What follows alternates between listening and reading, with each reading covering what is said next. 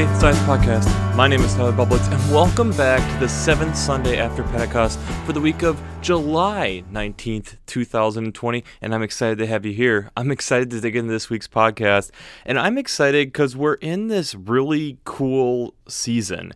This week especially, we are building off of what we talked about last week, where last week we talked about the sower and the seed, or the sower and the soil, kind of how I discussed it a little bit last week. And this week we kind of get to build upon that idea, which is really fun. And we're really getting to really dig into the meat and teeth and really go into Matthew's gospel here and start getting into some of these parables. And that's always exciting. It's an exciting time of year just in general.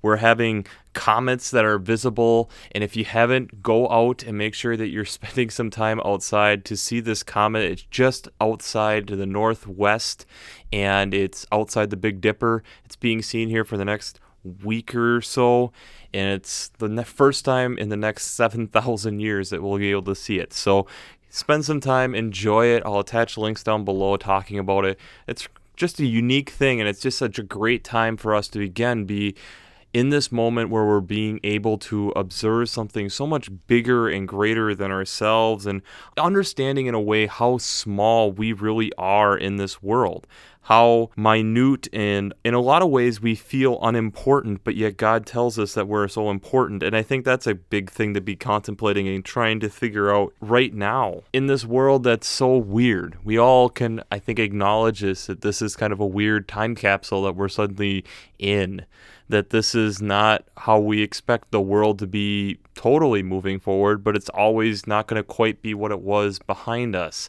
And so we're kind of in this weird in-between stage. It's like we've entered being a teenager all over again, and it just makes things awkward and weird, but we're working through it, and we're getting through it, and remembering that God still loves us is a major part of this that's helpful for us as we continue to move forward.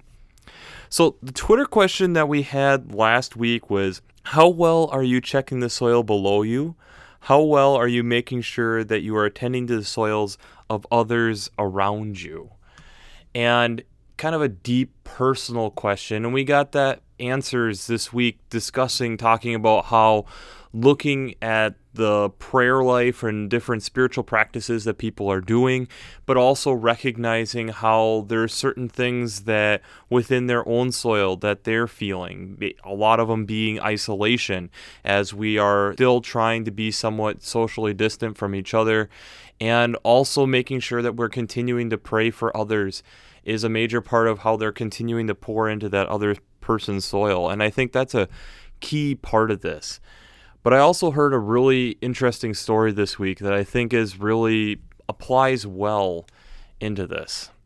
So the story goes that there's a father with two sons, and one of the sons thought the father was extremely wise, just really admired his father and thought that this guy was such a wise father.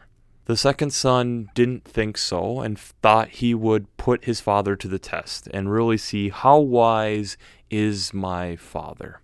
So he comes to his father, and his hands are cupped, so they're on top of each other like a child holding something in.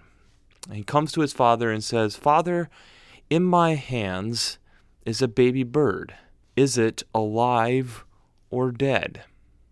The father sitting there realizes that if he says alive, the son will just crush it and show that it is a dead bird. If he says dead, the son will open his hands and just realize that the bird is alive, and both scenarios going to point out how unwise he is. The father responds instead with the answer of, "It's in your hands." And isn't that kind of what we find with last week? But I think we'll also find it with this week to an extent too. That our own soil makeup and what we're surrounding ourselves with, but also being aware of what is going on around us, is somewhat up to us. And are we going to continue to help other soils while continuing to make sure and maintain our soils, or are we just going to be purely concerned about us? and thus putting us in this position of only worried if we can prove the Father wrong. And I think it kind of leads into this as we continue this small gardening series of the podcast. But before we get into that, I want to start this week with the first reading, and we'll do what we did last week and end on the gospel text. So the first reading is out of Isaiah chapter 44, verses 6 through 8. Really cool little text here, but it's this chanting and coming from, as Ralph Jacobson would say in Working Preacher, kind of second Isaiah, and that it's becoming from a priest proclaiming the word through the priest, of the question coming from verse 7, who is like me? Let them proclaim it, let them declare and set it forth before me. And this challenge of there is essentially no one like me and no one can be like me. So this whole idea of stay in your lane, let God be God, and I have called you to other things, but you are not God. And that includes me too. All of us are not God, and we have to let God be God. And I think it's a great little reminder, and especially with this week's text, we'll kind of see that a little bit more. The alternative first reading this week is out of Genesis chapter 28, verses 10 through 19a. So this is a little bit further on in the Jacob and Esau story. Jacob now does not only have the birthright, but has also kind of sneakily gotten the blessing, and this has upset Esau, so he runs.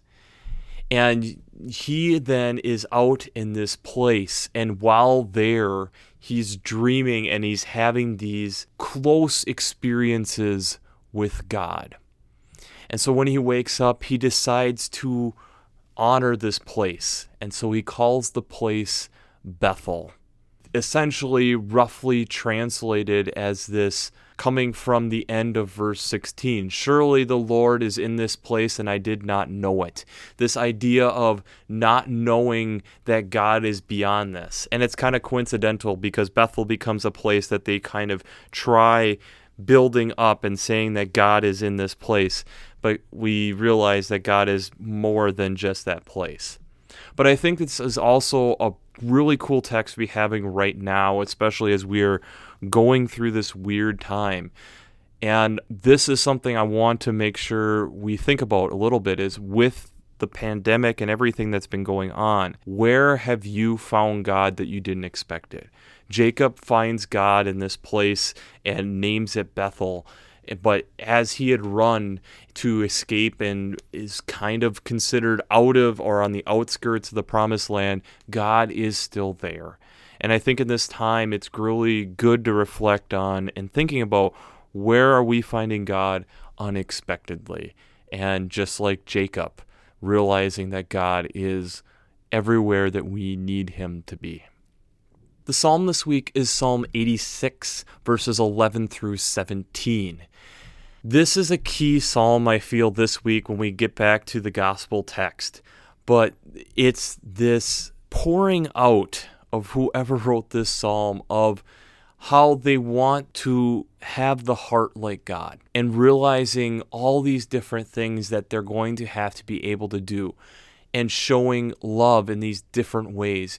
Being merciful and gracious, slow to anger and abounding in steadfast love and faithfulness, and being gracious and the strength to be a servant, a child of God. It's this really awesome cry this week of really wanting to be the best of who God is wanting us to be. And I think it's a great psalm to be kind of reflecting on that, and you'll see how that ties so beautifully into the gospel this week. The second reading is from Romans chapter 8, verses 12 through 25. Again, we're continuing on Paul discussing how the flesh holds us back. But in that, it's also the recognition that this is something that we are going to continue to try to strive to work on. And it's the love of Christ that penetrates through. And it's one of the few times that Paul really starts talking about it in the sense of creation also, that creation is longing for this. And I really enjoy this because it's Paul really bringing all of us, creation included, into this text and saying that we're all in this together. But it ends it in a really nice way this week, that for in hope we were saved. Now hope that is seen is not hope. For who hopes for what is seen? For we hope for what we do not see. We wait for it with patience. This idea that God is coming and we can't fully see it, and that's okay. We have to have the faith, the trust that God is still working with us to deliver us through this, through our sin, through the debt that we cannot repay, that it's through that we are able to make steps forward. The gospel text this week is out of Matthew chapter 13, verses 24 through 30 and 36 through 43. I feel this is such a continuation from last week because now we have a parable of this farmer who plants wheat. And in the middle of the night, these enemies come in and plant weeds right beside them. His farmhands come to him and ask, should we uproot these weeds? And the farmer says no, because there's the potential that you're going to damage the wheat. And it gets then into how Jesus starts explaining this and starts talking about how the evil one plants these weeds alongside, but that we are not the ones who is even harvesting the wheat. It's the angels who will come to collect the wheat and also to get rid of the weeds and burn them. And so it's this text on talking about the love that we are meant to do, but we're not the judge on who is wheat and who is weeds. And so it's this really cool text, and it's built so beautifully off of last week's text when we were talking about the seed and the soil. So, before we jump into how this ties to faith and science, I have to do my shameless plug for Working Preacher. If you haven't checked out Working Preacher, I'd highly recommend it. Between their Sermon Brainwaves podcast, their commentaries, their discussions, since I'm not an ordained minister, I use them on a weekly basis. Being able to listen to the Sermon Brainwaves podcast, having 4 different seminary professors, along with having multiple different commentaries from multiple different years to give me multiple different perspectives on how to bring this podcast to you each week from these different theologians. If you have not checked out workingpreacher.org, I'd highly recommend it because I would not be able to bring you this podcast on a week-to-week basis without them. Where do we start with this text? There's so much to get into. But it's this beautiful text of talking about how we cannot be the judge and that we are called to love because we are not the ones who are deciding who is the wheat and who is the weeds. And I'm glad that I don't have to make the decision because I know that my human flesh, like what Paul has been talking about in Romans for weeks, is terrible at this. I'm terrible at making decisions on what is good and what is bad, purely because even within my own heart, there is wheat and weeds when I really sit there and honestly evaluate my own self. And that's the stuff that I recognize. You see, throughout human history, we have been bad at this. I'll give you a couple examples this week where we are really, truly, honestly bad at this. Let's start with a man called Stephen Sasson. Stephen Sasson, right out of college, went to work for Eastman Kodak, a massive company in 1975. And we are looking at this company, and most of people who are 25 to 30 and older know that Kodak was massive. But if we're under that age threshold, there's a lot of people who question and might not even know who Kodak is. Why is that? Part of it comes from Steve Sasson. Steve Sasson was assigned to essentially build the first digital camera and has patents for Kodak for the first digital camera. which put out a resolution of 0.01 megapixels. Huge photos. But it was revolutionary at that point. What did the bigwigs at Kodak say in 1975 when this was presented to them? Well, that's cute. Tell no one about this. Why would Kodak say that? Why this innovative company of Kodak, who throughout photography history at this point had been one of the main players to continue to push innovation? Why? Kodak had 90% of film processing at that point. 90% of the market went through Kodak for film processing. So they didn't want to cannibalize themselves. So they set it aside. By the time that Kodak got back into the digital camera realm, it was the early 90s, and there were already multiple companies that were involved in this revolution. Kodak made a couple other major stumbling blocks along the way, which forced them to essentially become nothing like the company that they were. Technically, Kodak is still around today, but it's not nearly the company it once was. I'll attach some links going into the history of Kodak below, but this one decision, I think, in a great way, shows how we are terrible at being able to understand the wheat and the weeds. Because if Kodak had made the opposite decision and continued to pour resources into digital cameras, realizing that that was maybe the next wave of where they were going, who knows what Kodak is today. Instead, they got concerned about it cannibalizing their own sales, making them a less valuable company, and hurting themselves, seeing it as a weed as it could have very potentially been wheat. I'll give you another example. Who has heard of the biology experiment of Biosphere 2? Biosphere 2 happened in the early 90s, and it was this huge innovative project to try to, here on Earth, create another biosphere, to essentially do a testing here on Earth on whether we could build another mini globe so when we inhabit potentially future other planets, we could create this small biosphere for people to live in. This happened and is located, and it's still open today, in Tucson, Arizona. And it's currently owned by the University of Arizona. But one of the things that I want to bring up about this experiment, and there's a lot of details and stuff, and there's a lot going into the history. Again, I'll attach some links down below talking about that. But one of the things was trees struggled in Biosphere. Now, Biosphere was this big glass container, essentially, and they were breaking it into these different zones to try to mimic the different ecosystems within the world, and they even had different plant life and organisms in there to try to help, and along with humans, and there were good things that came out of it, good research that came out of it, and honestly, it's still this huge research facility now, and it's utilized in a much different way, and it's really the only facility like it in the whole world. That there's a lot of interesting studies that go through there.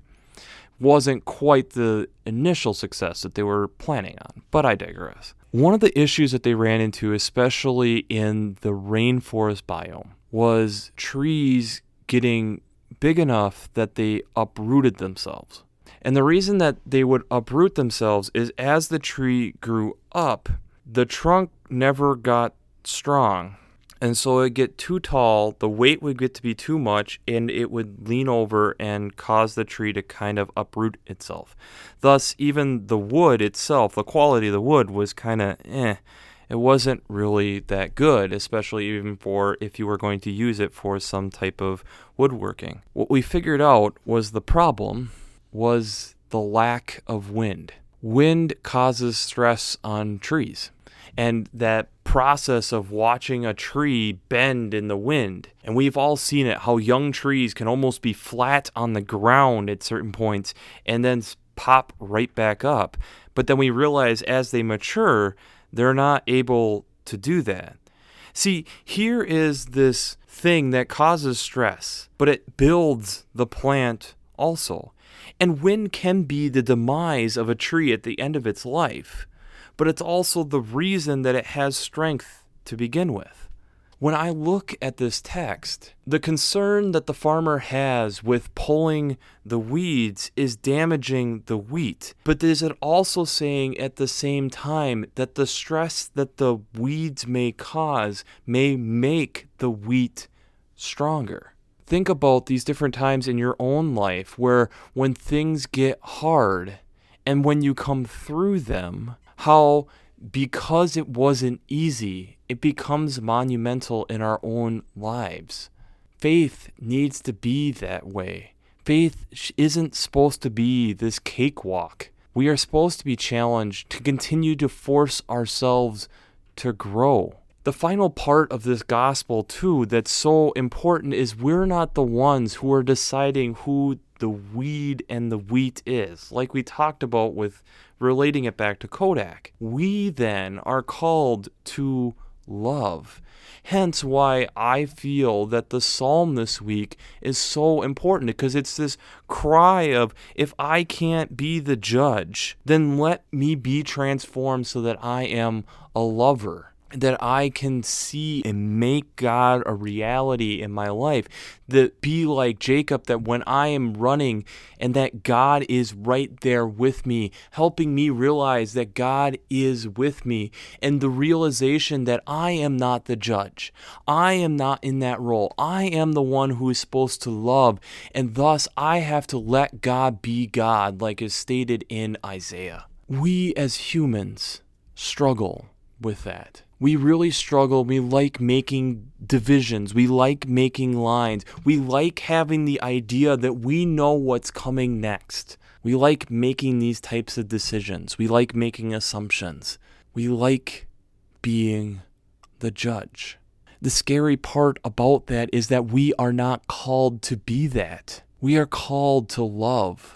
We are called to be there, to be the innovators, to continue to push things forward in our love.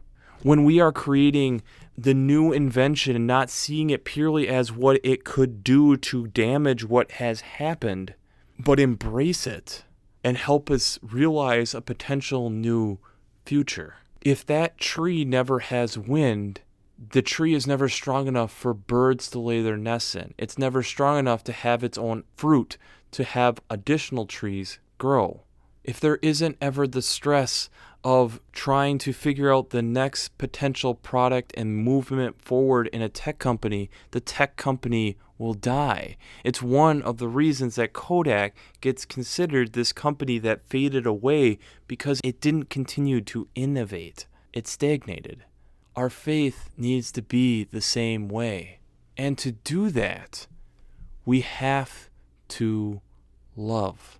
We are not called to judge.